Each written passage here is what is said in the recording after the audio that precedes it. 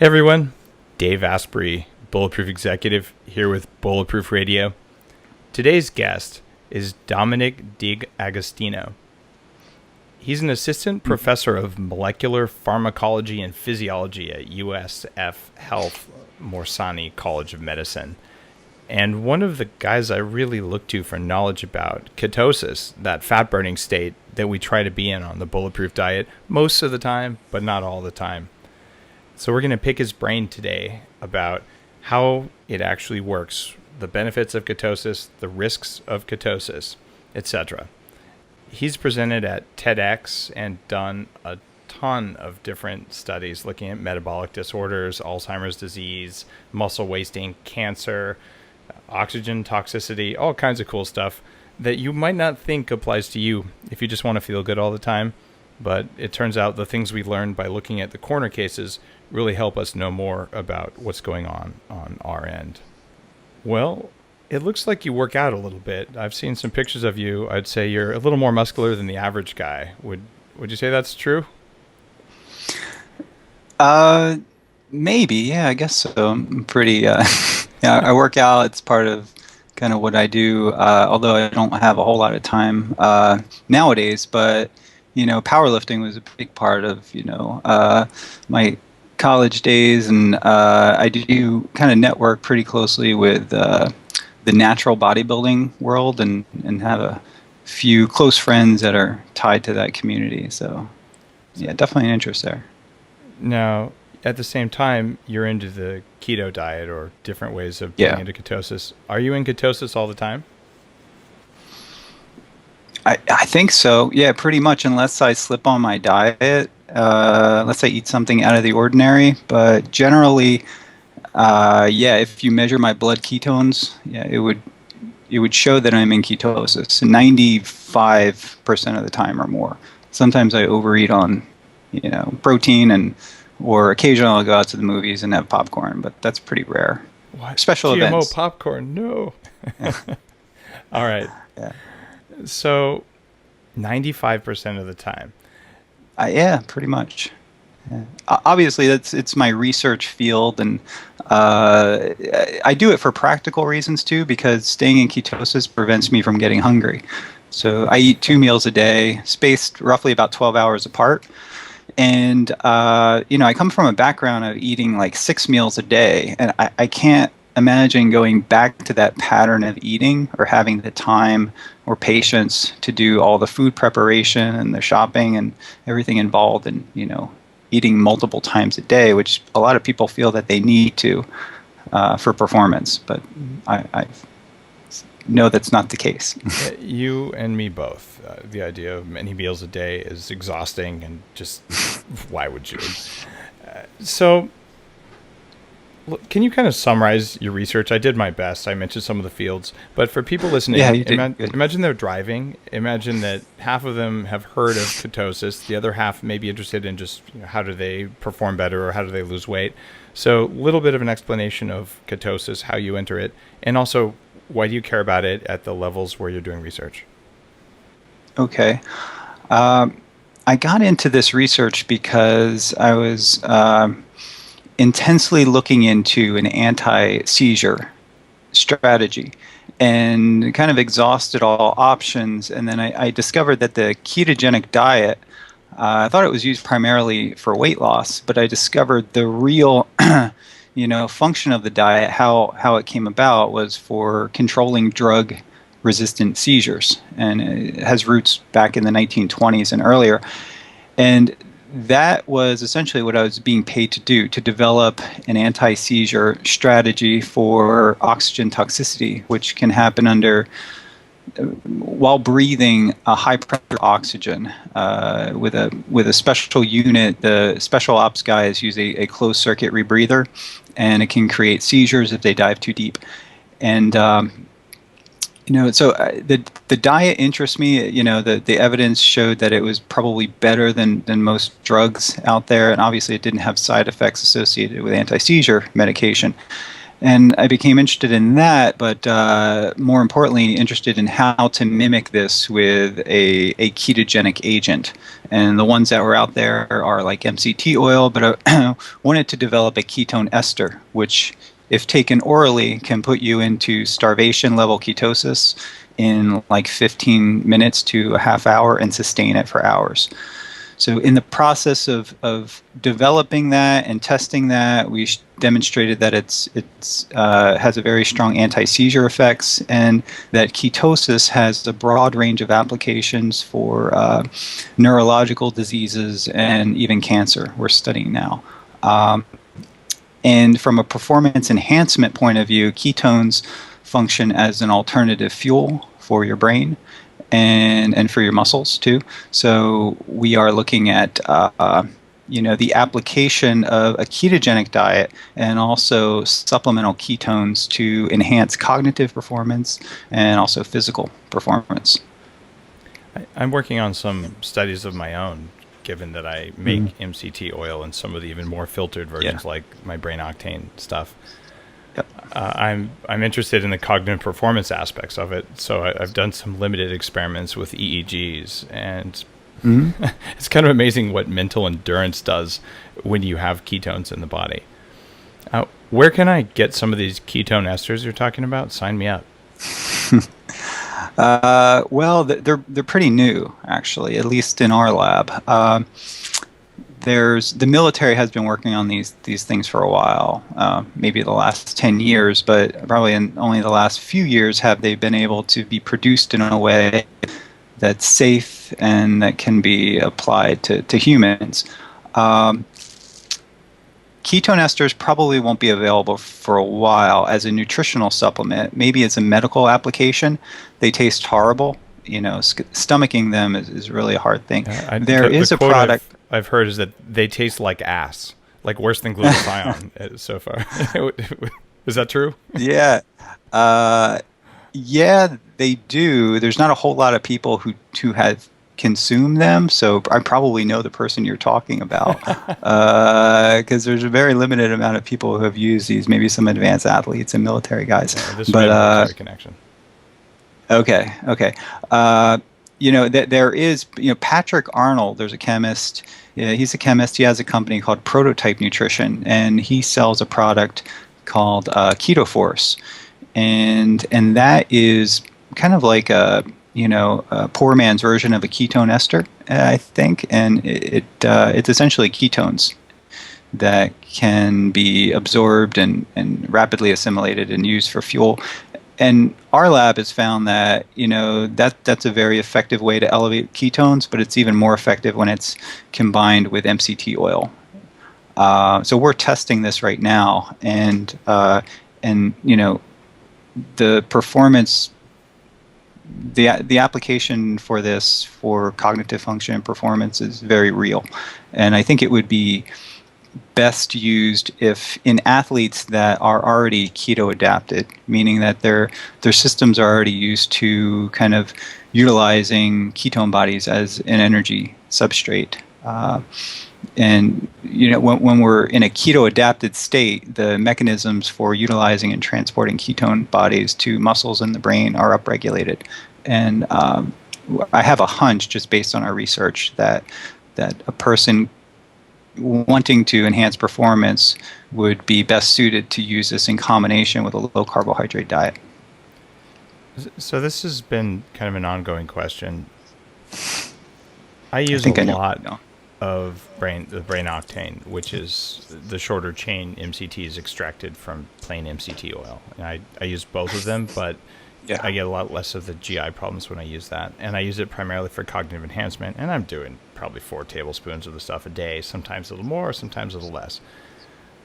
Now, I can use ketones for energy all day long. I feel great, but I do eat carbs, probably 50 grams, sometimes 100 grams, and sometimes I go deep into ketosis.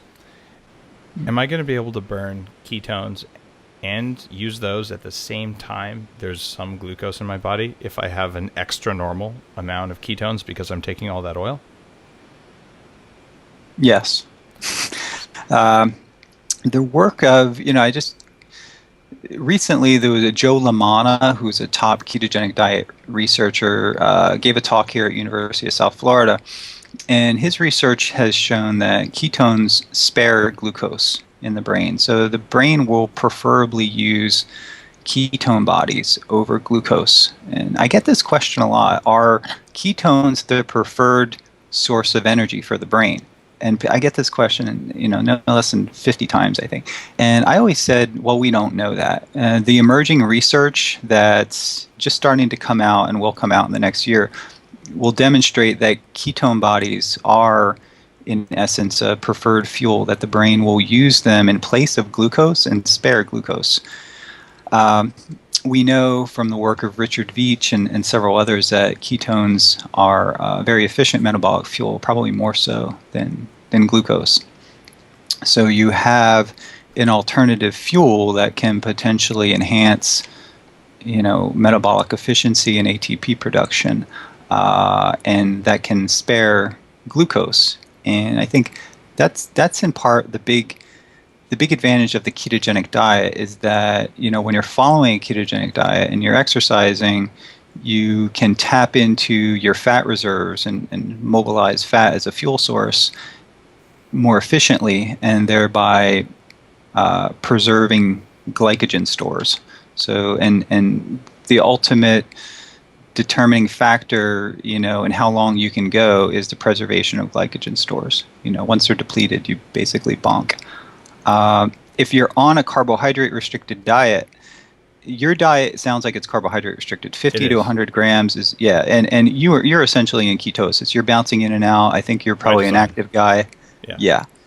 And so you would, in some ways, that could be optimal, because a very strict ketogenic diet that's used for clinical application, I think, is restrictive, and it may not be optimal. And the athletes that I'm talking to, and even myself, I think it's helpful to have some amount of carbohydrate in the diet, because your body, if there wasn't, your body's transport mechanisms will likely be downregulated. So keeping a little bit of carbohydrate in your diet, which I do too, in the form of salads and dark chocolate, I probably have every day. But I limit it, kind of like you, on real active days, maybe up to 100, but on typically 50. And it comes mostly from blueberries, dark chocolate, and broccoli, asparagus, stuff like that. Stuff you probably consume. So I've gone very strict ketosis, and I've done this kind of, very minimal carbohydrate restricted diet, bordering on, I guess, what's considered a paleo-like diet. And I feel better if I have a little bit of carbohydrate in my system. So I'm kind of with you on that. And I'm always in ketosis, so even if I don't take supplemental ketones, I'm always some level of ketosis. So I found yesterday, I tried one of these new keto glow sticks. Have you seen these things? Yeah, I'm testing them now, actually. Yeah. Wow. I'll show you mine if you show me yours. Yeah, we're like, not too many people have this. So I'm curious. So you must know Metron, or the people from Metron, I think. I know one of their advisors who's testing it out and hooked me up with them. I'm quite intrigued, although it didn't turn purple yesterday. But when I travel, I tend to eat more carbs because you're at a restaurant. Like, I'm not eating your crap meat. At least I'm only grass-fed. So I'd rather eat white rice soaked in MCT and butter and vegetables than I would their industrial chicken or some crap. So I'm willing to go out of ketosis and still eat a lot of fat. Sushi in MCT is also good. So you're the only guy who's ever said that. Yes, it's a staple. Really? Yeah. So you eat a lot of sushi with MCT. Yeah, I was given this suggestion by a fellow that used to work for NASA. Actually, was one of the directors at NASA, and jumped on the ketogenic diet, and it's kind of literally changed his life. So he's like, you got to try sushi with MCT. So I brought my MCT to the sushi place, and I got some strange looks, but it was delicious. I wonder if he might have got that from me. I've been talking about this for a while on the podcast, but I've done it in Hawaii. I've given it even in Japan to sushi chefs, and they try it and they give me this look like, oh my God, it's really good. Because you think coconut, yuck, but it's just more rice and more fish, right? Yeah. and Oh, it's funny. a flavor carrier, and that's really why MCTs are used in food products. They're a flavor enhancer. They really helps the food spread it out on your palate, and yeah, it's It, definitely a flavor enhancer. even when I make bulletproof coffee, I put the brain octane in. I used to use my upgraded MCT, but I prefer just the straight C8. It works better, and it doesn't have Yeah. as many of the GI effects. When I do that, even like the coffee and the butter taste spreads out. The mouth feel is improved, and as Mm-hmm. somewhat of a chef, more like a molecular gastronomy meets health instead of flavor. Mm-hmm. I think MCTs are essential for almost any meal if you want the maximum flavor. I haven't cooked anything without MCT on it when it was done in a long time. Yeah, I have MCT right by my stove. I use it. I cooked my eggs in it this morning. I put it on salads. I make salad dressing with it. Yeah. I can't think of anything I don't use MCT for. Actually, I make this keto pudding at night, chocolate keto pudding with like whipped cream, and just get regular cream, right, and then Hmm. whip it so it has no sugar in it, and Yeah. then add like stevia or something to it, and add chocolate baking powder to it, Yeah. and stir it in, and I put it in the freezer, and it's like chocolate mousse. You could do the same with sour cream. It works pretty good with sour cream. You could do the same with concentrated coconut milk. That's what I do. Is the coconut milk version. That was I my do. birthday cake. That was exactly Oh that. wow! All right. Since we're sharing These are things recipes, I only thought I knew. yeah, So I am I give them shocked to that you people. know this. Yeah, maybe. I actually make It's like a chocolate, the upgraded chocolate. I'll send you some just as a thank you. okay. It's a powder that's raw and it's tested for absence of mycotoxins from ancient species with more antioxidants and whatnot. But it's Yeah. I use that. I use sugar alcohols. By the way, what do you think? Xylitol, erythritol? Yes, no? Yeah, stevia powder is really concentrated, and Yeah. sometimes I'll take the xylitol. Jeff Volek, some of his ideas, I borrowed from him with that idea, and that's pretty good. I like it. Yeah, I use. I think it's okay. The sugar alcohols that are in a lot of protein bars and things like that, it can be pretty can cause some GI issues. But Yeah. xylitol's pretty tolerable for me. Me too. I It's tend to got a use a good blend of taste the too. two, but if you take too much too fast, not a good thing for the people around you. Yeah, yeah. So, all right, I here's the try to trick. wean. Yeah, I was just gonna say I try to wean myself off, hyper sweet things anyway. So I'm using much less overall sweetener now. Me too. I don't want to swim in it. I don't want to crave the sweet taste, but some Yeah. recipes, like just to get a Yep. sweet hint at the end of barbecue, how it's not barbecue without a hint. Mm-hmm. All Mm-hmm. right, so here's the trick to enhance your whipped cream thing or to do it with coconut milk. Melt straight cocoa butter, not the powdered baker's chocolate, but actually just that when you're whipping it, pour that Yeah. in, and the heavier saturated fats and the chocolate flavor there make the mousse hold up better when you freeze it, and it Mm-hmm. totally changes the mouthfeel. It's transformative. You feel So like you're eating cocoa. cocoa Yeah. butter. Yeah, and that melts at a much higher temperature than like just coconut oil or it comes in white. It's Yeah. white or off white. Yeah, yeah. Okay. I'll send you some. I Yeah, also, I've those are two worked of with my it before. core food items that I ended up putting on the site because enough people were asking about it. Yeah. But the reason that feels good is it melts, I think, at 98, right around 98, 99, right about body temperature. Cocoa butter melts, and then you get Mm-hmm. the lower temperature cocoa butter. So when you put it in your mouth, you get the different fats melting at different times, and for a fat adapted person, it just makes you smile. Mm-hmm. Mm-hmm. Yep. Oh, how exciting! I had no idea anyone else knew that recipe. That's cool. Oh yeah, yeah. I've done a lot of experimenting. Yeah. Well, You have to once yeah. you start doing this, and also I work with. I communicate with a number of patients who are adapting this to manage, a disease process. So compliance is the major issue, and weaning someone off really high carbohydrates to a ketogenic diet to manage epilepsy or even cancer can be tricky. And these desserts, these hints can mean the difference between compliance and no compliance. So they've really been helpful for a lot of people that I know. It should be delicious. Bulletproof coffee has been too very helpful really? for a lot of people that I know, patients. Yep, very much so. Thanks for letting me know. I like to imagine people who for their own life need ketosis. That for me, that was the easiest way to get in and turn off food cravings, and just stay in as long as I wanted. So it is working. Do you put protein in it for these people, or do you just tell them to go for pure fat? That's an option. What I do 2 meals per day, and I do kind of fats in between. And like this morning, I had eggs and bacon and broccoli, I think. And throughout the day, I will have probably 2 cups of Bulletproof coffee, and mid-morning, and then again, mid-afternoon, about 4 o'clock. And I tell them to do the same because I can get my blood glucose down, which is kind of part of the therapy that we're working with, in the 60s, and then keep it in. Sometimes it'll dip, below 60. And I take branched chain amino acids, so that's another thing that I tell those patients. Raise your insulin, though, don't they? Well, I haven't seen. Insulin's really dependent upon total calories, and if it did raise insulin, it would really drop. It would really drop your blood glucose, and I don't see that. I see a mild decrease in blood glucose, and from all the blood work that I've seen, everyone's insulin is like through the floor. Like some cases, not even measurable. And I'm they're very on a very restricted, calorie restricted carbohydrate ketogenic diet.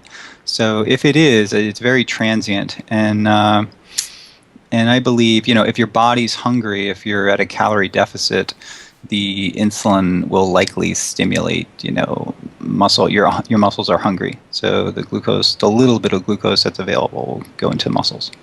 Okay, it just gets used. Yeah, and branched chain amino acids are anti-catabolic too, so I think they help preserve muscle tissue during periods of calorie restriction. So I think they can be beneficial, and they tend to dampen appetite too.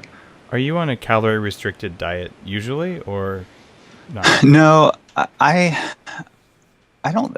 If I was, if there was a calorie deficit, I would be losing weight, and that's not the case. I typically maintain. I've lost some weight over the years as I've shifted to this pattern of eating, but I mean, I'm still technically overweight. I'm like 225, 230, and that's what I maintain, and that's just off 2 meals per day. But my meals are pretty big, like 6 eggs. Yeah. Bacon, or actually I had salmon with the bacon this morning. And then I'm in a fasted state now. What time is it? I haven't eaten in about 11 hours. And I'm not hungry at all. I'm not the least bit hungry. And 10 years ago, I could have never imagined going 11 hours during the day and not being hungry. And It would really make have you no want appetite. And I have a lot of energy. It's the energy thing that's transformative, because normally you want to kill people or fall asleep when you're that hungry, right? Yeah. Yep. As a former 300 pounder, I'm about. Today I've been putting on some muscle. Like I'm decent here, not amazing, but so I'm probably only 80 pounds down from that. But I've been at around 200 plus some muscle for more than 10 years, and. Yeah. I remember the 6 meals a day were addictive. Where literally, if you don't get it, you're going to crater. Now, and thinking that you needed it. Yeah, and it's totally like just bad information. And having stress when it wasn't there. Oh yeah, yeah. So I decided to show that the calorie thing didn't quite work right. I thought I would make myself gain a few pounds, so I went on a very high calorie diet, between 4,000 and 4,500 calories a day. I slept 5 hours or less per night, and I stopped all exercise. And I was going to do this for a month or two. I was going to gain 3 pounds and say, the calorie tables say I should have gained 20 pounds. The equations are broken. I did it for 2 years, and I grew a 6-pack. Yeah. How does that fit into your research? Like, did I poop out a lot of extra fat? Like, how is this possible? There's a couple things going on, and we're actually studying it, I think, from a metabolomic point of view. So there's technology that's available where you can, pull blood and just look at the spectrum of metabolites and get some insight into how metabolism is working. In short, though, I mean, you push your body from a glucose sugar-based metabolism to a fatty acid and ketone metabolism. and going from point A to point B. And during that process, you've upregulated fat transport, you've enhanced mitochondrial function, mitochondrial biogenesis. So the mitochondria are basically the little organelles that are burning fat in your cells. And you've enhanced the number of mitochondria and their ability to oxidize fat for energy. And this is clear, if you look at athletes that are keto adapted, if you look at, their respiratory quotient is much lower. So they're basically just burning fat completely for fuel. Jeff Volek is doing a lot of innovative, really cool studies on athletes that are fat adapted, and gave me a little bit of insight into some work that'll be published pretty soon. And these guys are just like, they're burning fat off the chart. Are these guys... their bodies are just oxidizing massive amounts of fat because they're completely on very low carbohydrate diets. Are these endurance athletes or are these power athletes? His guys are ultra endurance athletes, and we're setting up to do a similar study and put guys, strength athletes, on a ketogenic diet, and then do their blood work and just look at a whole variety of parameters to see. Wow. And we know these metabolic adaptations happen. The body's ability to oxidize fat for energy is increased tremendously, and it'll vary between some people, but most people, once they're fat adapted, you can use objective measures like respiratory quotient to show that they're just pulling off their fat stores for energy. What's the downside of doing this? That's a good question, because I do get some reports of people saying my LDL cholesterol is like off the charts, and everything. My HDL went up, my triglycerides bottomed out, my glucose is now under control, but my doctor sees my LDL cholesterol is elevated and is urging me to get off this diet. So my response is something like, okay, so all markers of metabolic health have improved. And you're telling me that this marker of metabolic health that your doctor is saying is so important, and the data is very fuzzy, conflicting, and confusing whether that's the case. And you feel better, your body weight's down. You're telling me you're concerned that this high-fat diet is going to decrease your lifespan just because your LDL's, 10 to 20% elevated, which they think is alarming. That's what I've seen. A number, I would say it could be as high as 20 to 30% of people have this response, this increase in cholesterol. And it will increase total cholesterol because your good cholesterol goes up too. Yeah. In most people. And then if your LDL goes up, that can be a problem. And generally it kind of stays the same, but in some people it does go up. So that can be a concern to some people, but I tell them not to worry about it. But a number of people that I've told that to went, they trust their doctor and they're now on a statin. And my mom actually went on a statin and had a lot of side effects and had to get off of it. Is she on the same diet? Not completely. I mean, I come from an Italian family where pasta was a staple, right? So they've gradually, replaced the starches with vegetables, and have went to that pattern of eating, but not completely ketogenic by any means, but much lower carbohydrates diet. So not everyone is going to be, adapt to the ketogenic diet or low carbohydrate diet, but in my mind, at least 90% of the people will have an improvement in metabolic health, in their sense of well-being, and pretty much all markers of health will improve with carbohydrate restriction that I've seen. And I've been following a lot of people, and I'm a scientist, so I want to see objective data. I want to see blood work, and I've looked at a lot of blood work, and rarely do I see, on a few occasions, and even on the few occasions where the blood work was kind of off, I couldn't really confirm whether they were eating too many calories or actually following the diet. When you tell people to measure their ketones and stuff, it's kind of hard to get them to do it. Yeah. completely. So that's usually an important thing. But usually glucose, triglycerides, and HDL will tell you the story.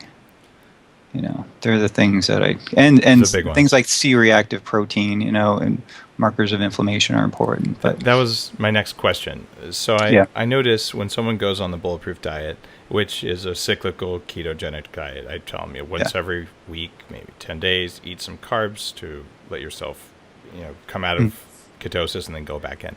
yeah, And lots of upgraded MCT, etc. 70% fat.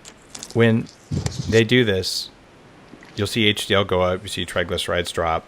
Generally in 6 weeks, C-reactive protein goes down a lot.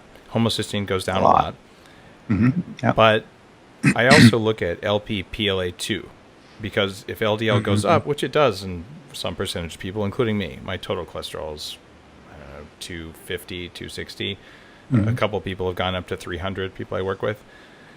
But you look at LP-PLA2 and it drops in all but 2 people who have other like smoldering infection kind of things. Yeah. So if you have high LDL and low LP-PLA2, there's no vascular inflammation going on. Yeah. Do you feel comfortable if that was your numbers, if you had that combination of no inflammatory markers but high LDL? Yeah, I would be. Most people wouldn't be, but I would be. I know that's actually a pretty common scenario. Okay, Yeah. I see it, and I have it in myself, and I'm totally comfortable with it. I perform better. Yep. All right, let's talk LPA. Just LP little a. There's actually, before we talk about LPA, that's not the one I'm thinking of. I'm talking about APOB. Sorry, APOB is the protein associated with fat transport. Yeah. That always goes up when people go on a ketogenic diet. Why? Because you're transporting more fats. Amen, brother. And people always freak out when they see the numbers. The simple answer, is the right answer. So yeah. Okay, and that's the APOB 48, the fat transport APOB versus APOB 100 that most labs don't look at all. Yeah. Okay, cool. So that means if you're on the Bulletproof diet, you're listening to this, and you have high APOB and your LDL is elevated, there's a reason for that. It's because you're in fat burning mode, which you wanted to be in. Yeah. Cool. Yeah. Other big question for you, and this has been driving me crazy. I see in 20-30% of people on the Bulletproof diet elevated sex hormone binding globulin. You ever come across that in your group of people? And if so, why is this happening? Yeah, that's a good question. Some people have suppressed thyroid or T3 to T4 conversion too, or T4 to T3 conversion. It's important to carbohydrate restriction and insulin could be affecting these things and regulating these things. So that could be coming into play. Also, if they're on the diet, are they exercising? Are they over exercising? There's a lot of factors coming into play. So you need to control all variables, and I would need to see all variables to really comment on this. But this is what for males, this could be alarming, right? Because you're binding up testosterone, so you have less free testosterone and to work at the receptor.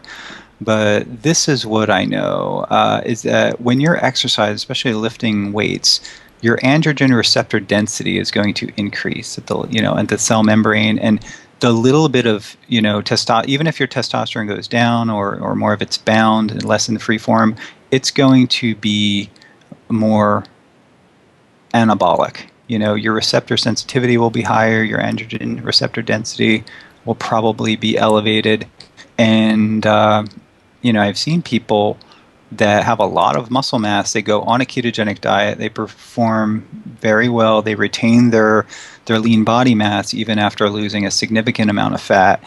Then they go get blood work and their testosterone's like 260 on a scale of like 250 to 1000, but they're obviously that amount of testosterone is working for them.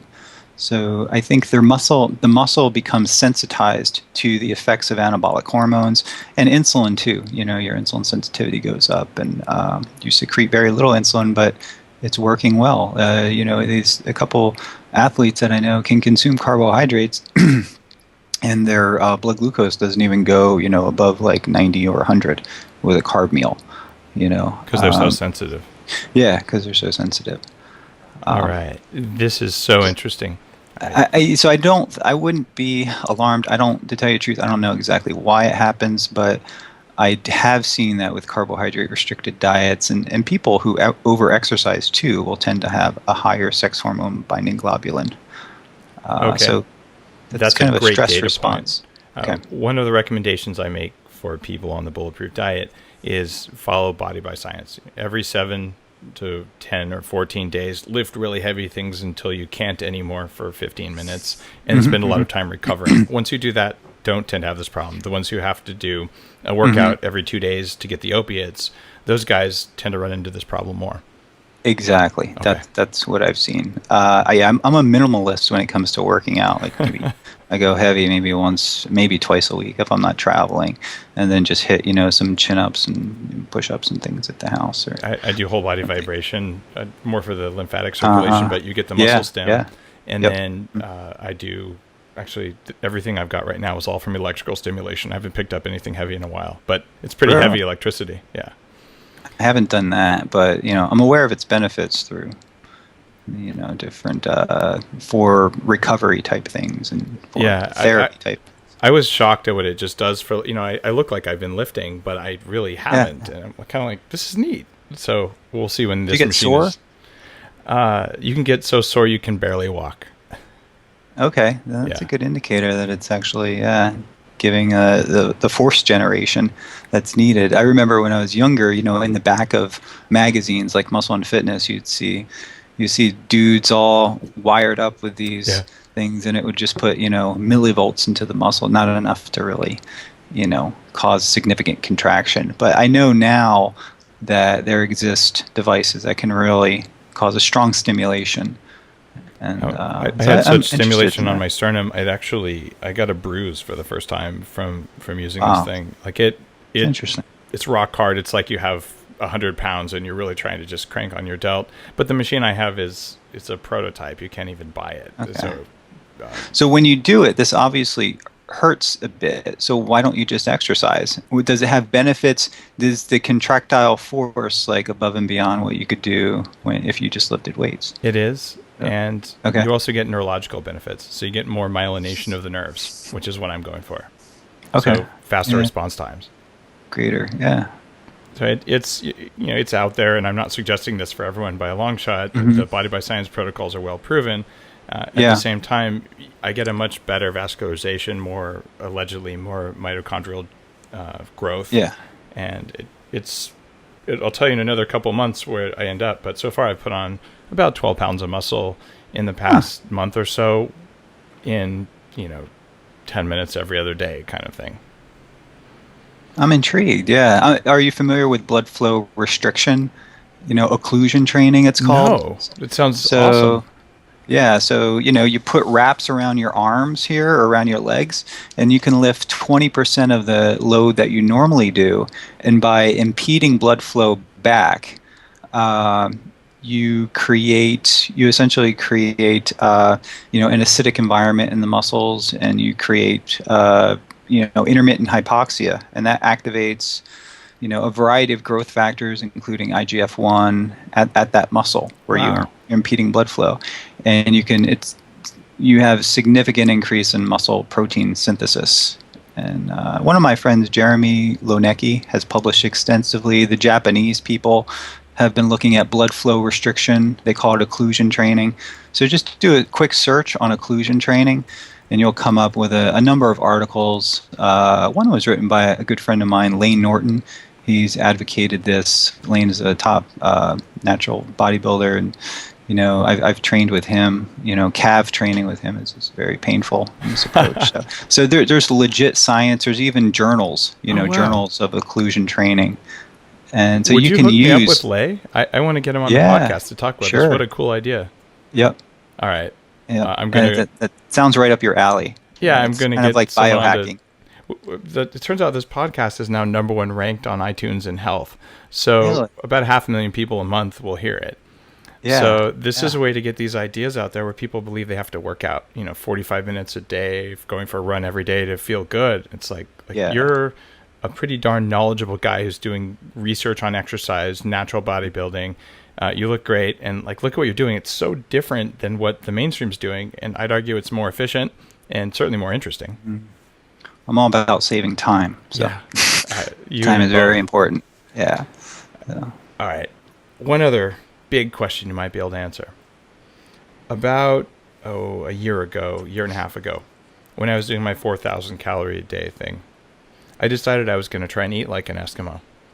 So I eliminated all but 1 serving of green vegetables a day, and I cranked up my fat. And I was still eating a pretty good amount of meat, tons of eggs, stuff like that, a little bit of whey protein, all that.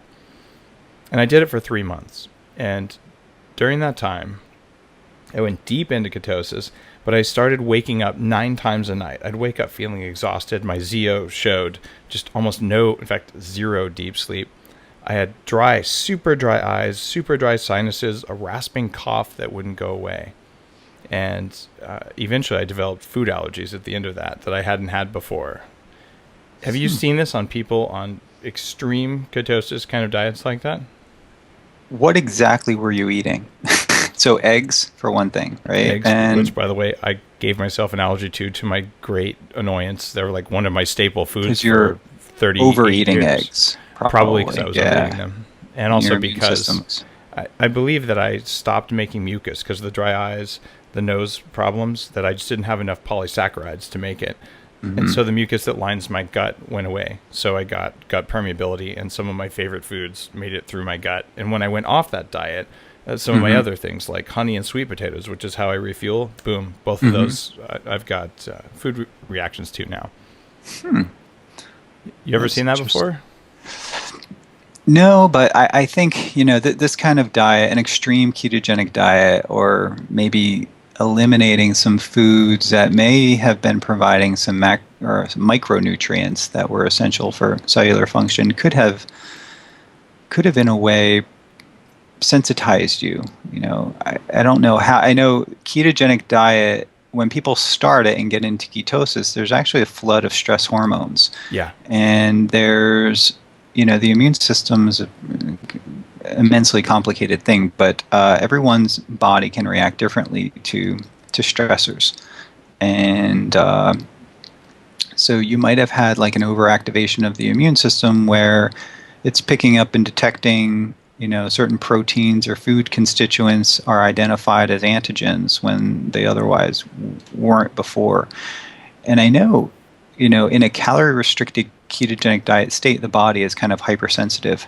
And we see this even with drug administration. Like you have greater transport of certain drugs across the blood-brain barrier, for example, when your body is sort of hungry and in this fasted state. So getting back to your question, I don't know. I would have to see exactly what you've done and have to know a lot more information to really even comment. But it's not out of the ordinary. You put your body through stress, and the adaptation to that stress can vary between different people. And we study that in the lab. We look at like hyperbaric oxygen, and a young person will have a more robust adaptation to that stimulus than an older person. So they may confer some of the benefits, as far as wound healing or mobilization of stem cells that an older person wouldn't have. So they would have an enhanced and heightened, healing response compared to an older person where hyperbaric oxygen may be just causing excess oxidative stress. So it's really maybe not the dietary intervention, but your adaptation to it. And, I've seen different things. I've seen some people who just cannot seem to adapt to a ketogenic diet. They feel awkward, or they feel awful initially, and they're just sluggish, and they go back to eating carbs, and they can, they do well on carbohydrates. They're not most people do better. Yeah. on a low carb diet, but there are some people that I know that just kind of do better with the carbs in their diet. I had one client I'm thinking of. She's really passionate, just powerful person. And after about 3 months without the refueling regimen, where I say every 7 to 10 days, eat some carbs, she wasn't doing that, and she stopped dreaming, and her sleep quality declined, and she just kind of felt like she lost her mojo, a little bit of an edge she had. And when she added once a week carbs back in, it worked. So one of the reasons I built cyclical refeeds but not crap refeeds, but just carbohydrate refeeds with low toxin carbs on a regular basis was because, well, women need it more than men, in my experience. And also, it just seemed to head off some of these problems. So you get the polysaccharides from mucus production and all.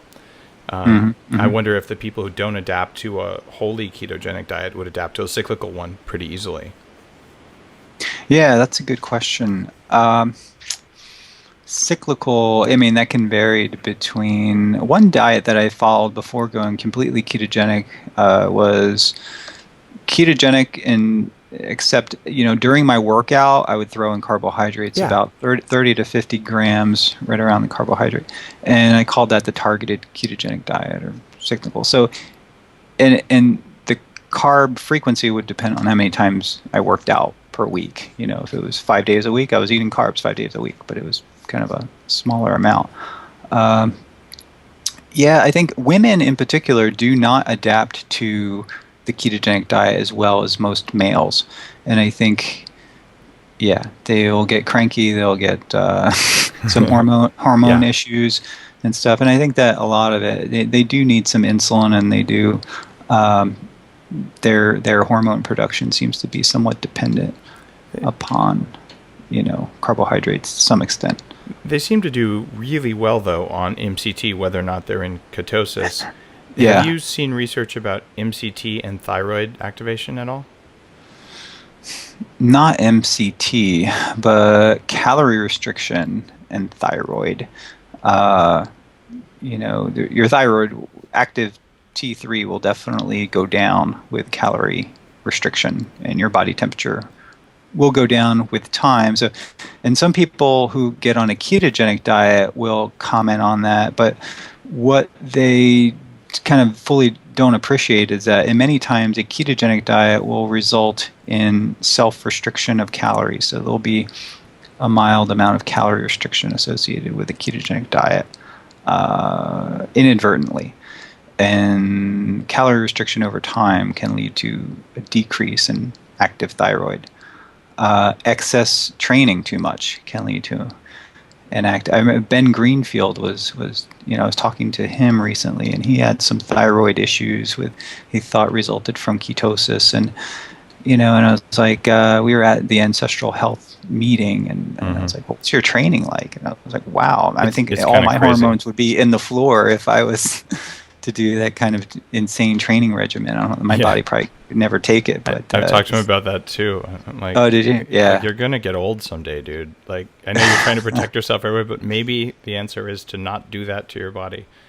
Yeah, he's gravitating to a more minimalistic approach, I think, in his training. I hope he does, because he's a nice enough guy, and he uses a lot of the Bulletproof products to stay in ketosis. Yeah. Yep.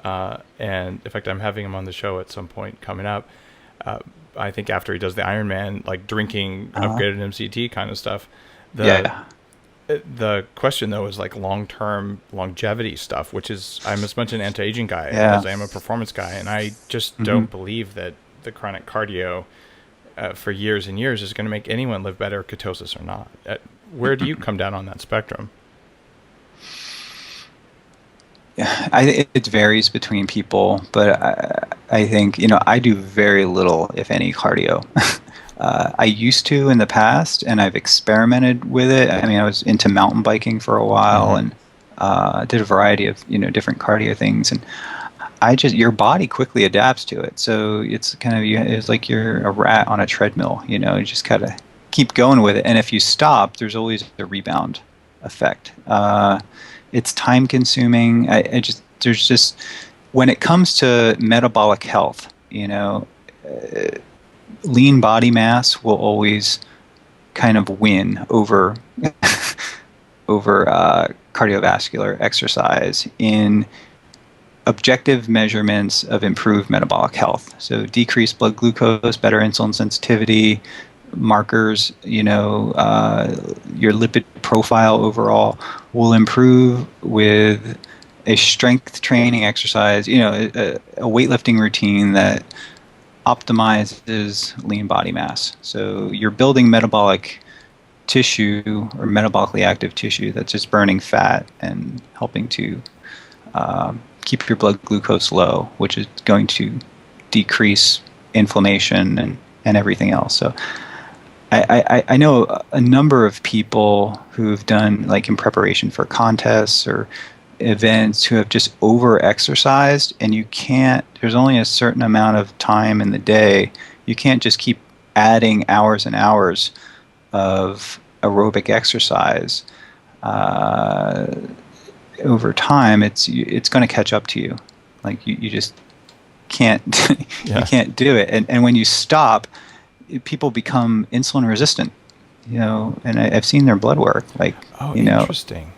And especially people in northern climates where you can't, if you're up in Buffalo, New York or something, and you're a runner and you like to do it outside, it's just it's not really good for your body to just prepare for a marathon, for example, and just put your body through all that stress. Well, look at what happened to the first guy who ran a marathon, right? Yeah. That whole dying and celebrating his death always. Yeah. So, all right, another question for you. What about kids? Should kids be in ketosis? Like, what about my 4-year-old? He's not, by the way. He just eats a ton of fat, but I don't think he's in ketosis. He gets some carbs, but not an excessive amount of sugar and corn syrup and all that stuff. Is ketosis optimal for kids, if that's the question? Kids that are growing will benefit from having, some amount of insulin in their body for growth and repair. And that's why kids are getting so big now. And that's why people are, girls in particular, are entering, adolescence and much earlier now. I think I think kids are eating way too many carbs. So I think carbs in the diet are probably a good thing, but just to eliminate, grains and sugars and just kind of basic common sense stuff. Basic carbohydrate restriction can be helpful for most kids. But then again, I'm thinking about my nieces and nephews their metabolisms are like on fire. So and they eat an enormous amount of sugar and carbs, and they're like super lean, like anatomy charts. So I think it's going to vary. If your kid's fat, then restrict his carbohydrates and give them fat. Kids love fat. They love bacon, they love eggs, they love peanut butter. So it's not hard to get kids to eat fat, and I think it would be relatively easy to take out sugars and carbohydrates and replace it with fat for kids. Most kids I know like fatty foods. The first thing that my daughter ever asked Santa for, the first time she sat on his lap, she was 2.5 or something, and he says, "What do you want for Christmas, little girl?" And she says, "I want my own stick of salted butter." And when I gave it to her Christmas morning, she picks it up like an Olympic torch and runs around their house screaming with delight and opens it like a Snickers bar and takes a bite and puts it back in the fridge. And wow. Their relationship with butter is very healthy. And they don't get carbs in the morning 6 days a week because it makes them misbehave, and then they want snacks and they're cranky. But they can have a few carbs at lunch, more at dinner, and it seems to help sleep. So they're not restricted, but in the morning they eat eggs and salmon and bacon and some vegetables and nuts or whatever, but they do not get fruit for breakfast. That's just not okay. Yeah, the studies that were done at like Johns Hopkins with kids that have pediatric epilepsy, they show pretty good that the ketogenic diet will not restrict growth and development, like anti-seizure drugs, for example, and that kids develop and grow pretty well. You're probably familiar with the Charlie Foundation. No. The Charlie Foundation kind of popularized the ketogenic diet. So it's a foundation that was started by Jim Abrams. He's a Hollywood producer. Right. He produced like the Airplane movie, and his son Charlie had seizures that couldn't be controlled. And then he discovered that the ketogenic diet, he was in his own research discovered that the ketogenic diet was used to control seizures, and put his son on it, and it was like this magical cure that controlled his seizures, and wanted to tell the world about it. So he created the Charlie Foundation, and they're linked with Johns Hopkins Hospital, and now there's like probably at least 70 clinics, across the United States that are ketogenic diet clinics that put kids on the ketogenic diet and monitor their health. And Eric Kosoff and John Freeman have done incredible work to make this popular. Now, now it's like the standard of care. When drugs fail, kids are put on a ketogenic diet, and enough studies have been done to show that it does not impact their development or their cardiovascular health. That is really good news for people who do have kids in ketosis. Yeah. I think it's nice for them to have some carbs. They benefit from more carbs than adults, but not excessive and not the wrong types. Yeah, and I think it's really common. Like if your kid's fat, then just cut the carbs. If your kid's super lean and hyper athletic and growing and like playing football or some kind of sports, so carbs are easy calories to get in. And I think they can be kind of titrated into the diet based on activity level and based on your ability to metabolize them. And everyone has different carbohydrate tolerance, and I think it's important to know that. We're coming up on the end of the show. Mm-hmm. There's one question that I've asked every single guest, and that is based on all the things that you know. If there were 3 pieces of advice you had to share with someone who wanted to just kick more ass in all domains of life, not just food, what would they be? 3, so you're asking for 3 recommendations. Yep. Well, I would take a step back and kind of look at your life and determine what's not working and what has worked for you. And I would minimize or eliminate the things that do not contribute to productive patterns. And I would take a close look at the things that have gotten you to where you are today. And this is going to vary between a lot of people, but I would take a close look at what has gotten you to where you want to be.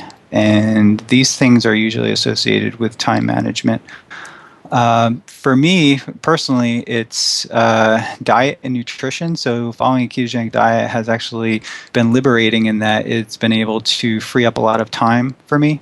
And as far as time during the day, so I'm more productive and I have more energy to do the things that I need to do. And it's connected me with a network of people that have helped my research and inspired me to pursue and explore nutrition as a lifestyle. So when you feel good, you can be more productive, and so that was like 2 things: nutrition. And I think when it comes to as far as physical health, downtime is extremely important, and a lot of people get so caught up in their jobs and don't take time. They don't take constructive, what I like to call creative downtime. So I think everybody needs to have creative downtime, scheduled into their day in one form or another.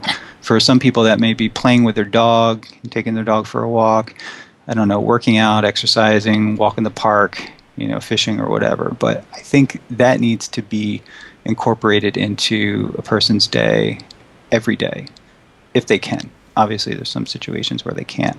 But I am much more productive if I schedule downtime into my life. So otherwise, I just get burnt out and become inefficient. Yeah. Scheduled downtime, scheduled recovery time. Great advice, man. Yeah. Where can people learn more about your research or what you're doing? I have a website that's ketonutrition.org, and I get a lot of emails from patients seeking a metabolic therapy to manage either their weight or cancer or epilepsy. And what I do, I just compile the research on there, and actually I have clinical trials listed on there that people can seek if they're looking to metabolically manage some disease process. So ketonutrition.org, and our publications, which we have a number of them under review now. So I would just, look at those two things. I think I put enough information on my website, ketonutrition.org. I want to kind of develop more of a comprehensive website that tackles all these issues: cognitive performance, physical performance, epilepsy, cancer, and be a little more interactive. That's kind of in the making, but I've been kind of too busy teaching and doing research to really invest the time in to do that. So, Awesome. Thanks for being on the show, Dominic. Really appreciate all the knowledge you shared. Pleasure being here. Thanks for having me. So heart rate variability is the naturally occurring irregularity of a heartbeat. So if your heart beats at, let's say, 60 beats per minute, that doesn't mean it beats at 1 second intervals. In fact, that would be really unhealthy. That would be like a no HRV. It actually beats in, say, 0.98 seconds, 1.02 seconds, 1.04 seconds, and so on, and averages out to 1 second intervals.